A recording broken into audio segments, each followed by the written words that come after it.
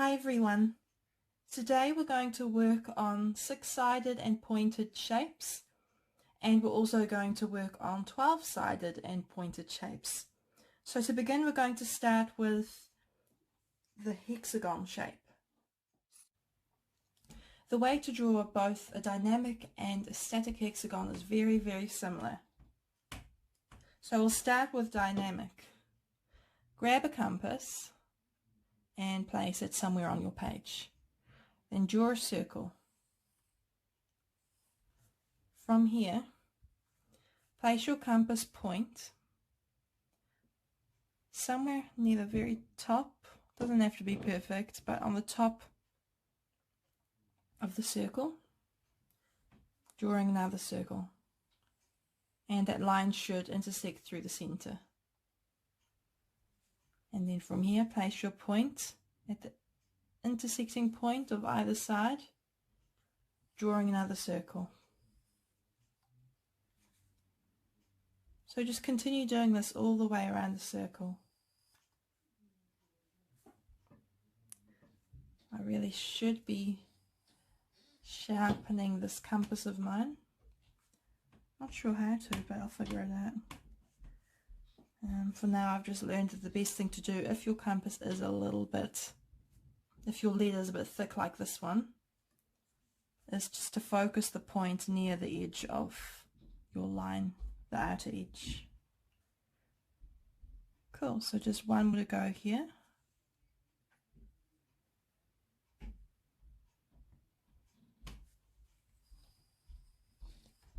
And there you have it.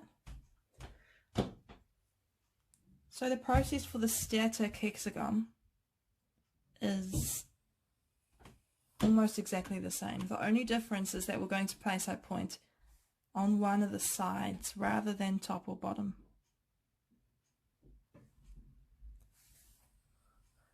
And you do the same, go all the way around.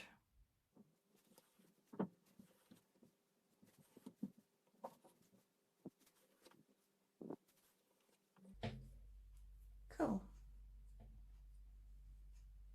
We grab a lead pencil and a ruler,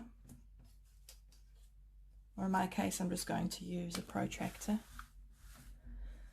and we'll start with the dynamic hexagon. So you just place your pencil point just on the crossover point there, bring it to that crossover point. I actually like to always use my wee compass mark as a guide. Do that from here to here and just go all the way around. Very simple.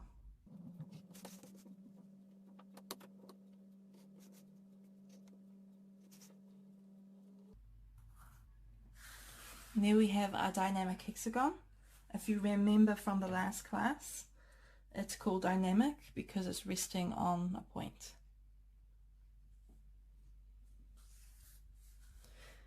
Here we do the exact same thing. Just connecting the point, connecting all the points of the petals.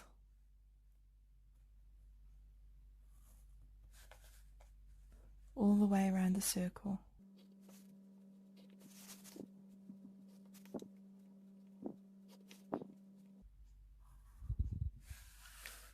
There you go. There's a static hexagon.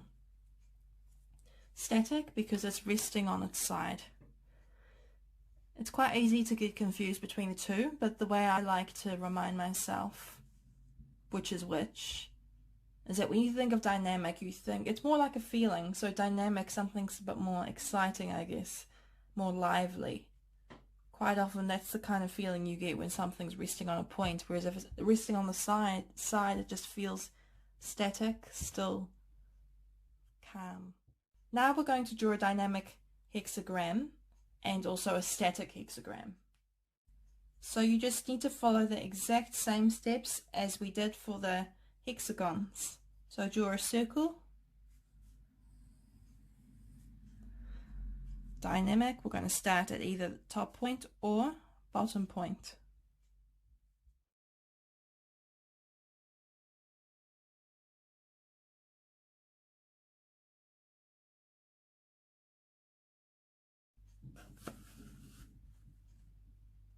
simply draw two triangles. So we're going to connect this point, skip one point, connect to the second point. Skip one, second point.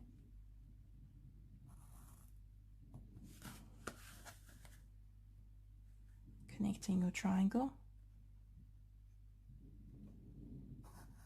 I'm sorry that this camera holder is very easy to wobble. Slightest movement makes it bounce. That's all I have right now, so we just need to make do.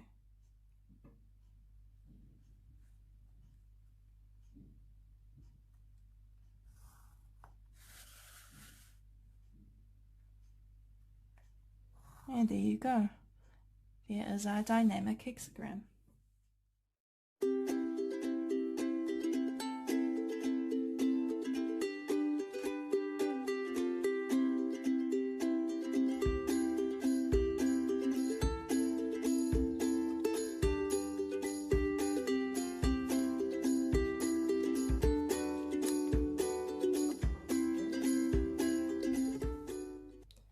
There you go. So this one is static because it's resting on 2 points rather than one. Forgive me if I am mispronouncing this, but we're going to draw dodecagrams and dodecagrams. Okay, so we'll start with dodecagrams because they're super simple. Grab your ruler or protractor and we're going to draw 6 extra points around the circle.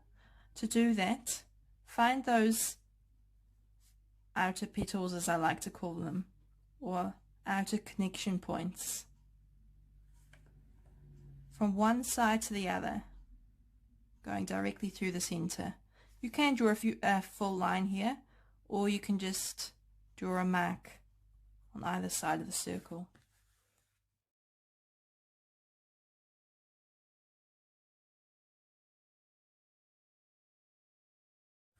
Great, and from here, all we have to do is connect from point to point. I know it's a little boring, but it's also kind of cool because you can still see the full flower in the center. So you could color it in really nicely. So yeah, my shapes are far from perfect. I guess if I work with sharper leads, I would do a much better job. So I do recommend that if you're very concerned about accuracy. But for me, I'm still learning. This is all just practice drawing, so I'm not too worried yet, but I would be if, oopsie daisy, easily fixed. But yeah, I was just saying I would be concerned that it was inaccurate if I was actually using these forms as part of an actual artwork, but I'm not just yet. I'm still just practicing and learning like you guys. So I'm really not worried yet. Cool, so this is our dynamic. I can keep needing to look at how to spell it. No, this one is a dodecagon. Here we go, write it down again so I don't forget. Dodecagon. And there you have it. Static dodecagon. Such a strange name. So I don't like wasting paper, so we're actually going to work through the center. Alrighty, so we're going to start drawing some dodecagrams now, which are 12-pointed star shapes. So the first one that we will do requires 2 hexagons. So grab your ruler or your compass, and from here we are going to do what we did just before. We're going to divide the circle into 12 points. Do this for all of your shapes while you're at it. You just need to connect every second point. So it's pretty easy to see which ones you connect. Just connect those 6 lines.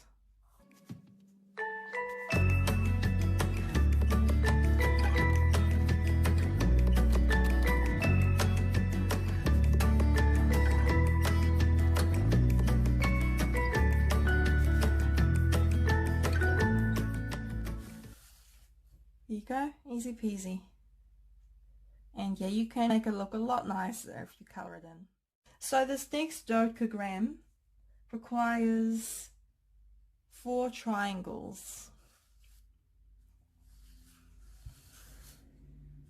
So here we go. Again, pretty straightforward. Connect those 2 lines. Drawing a triangle. It depends, of course, which way your flower is facing. Your triangle may be facing different ways slightly.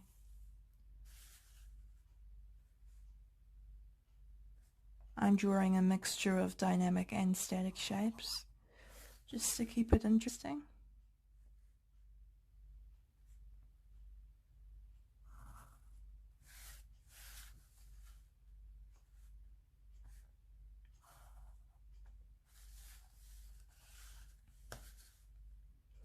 Awesome. So then also you connect the flower points, drawing a 3rd triangle.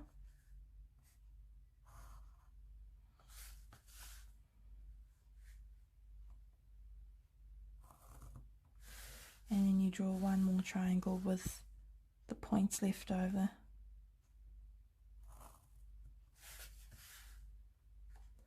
You can do this in any order.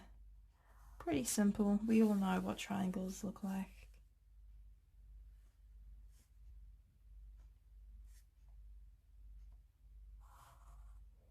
There we go. So you can do another one that's very similar to this one, but you use squares instead. So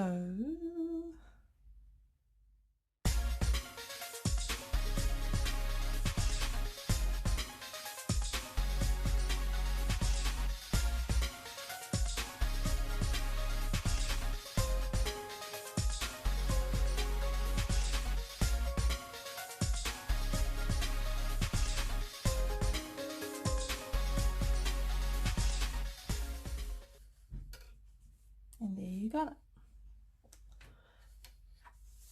On to the next one. So this one is actually just one continuous line. So I'm going to start here at my base point. 1, 2, 3, 4, 5. 1, 2, 3, 4, 5.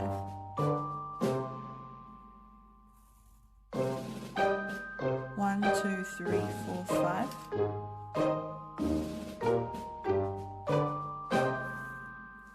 1, 2, 3, 4, 5.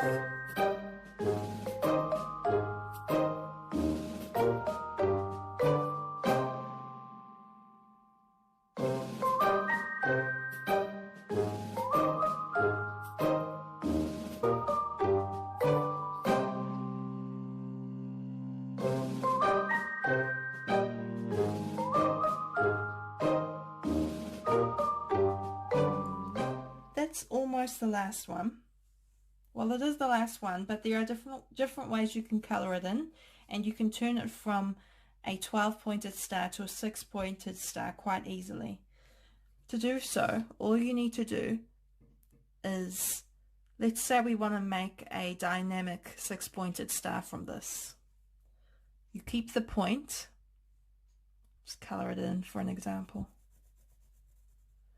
So you color that in, erase the 2 points alongside it, and then you would color that one in. and that one in. Erase this one and this one. Color this in. And color that one.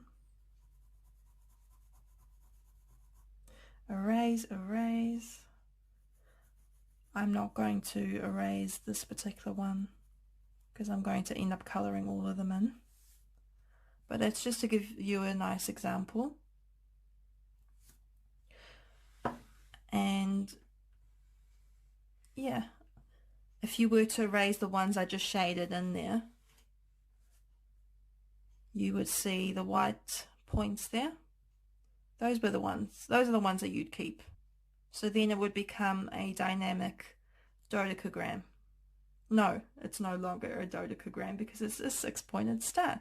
It's a hexagram, I believe. So thank you very much for joining this class. I hope you enjoyed drawing all of these hexagons and hexagrams and dodecagrams and and dodecagons. I hope to see you in the next class. I'll see you soon.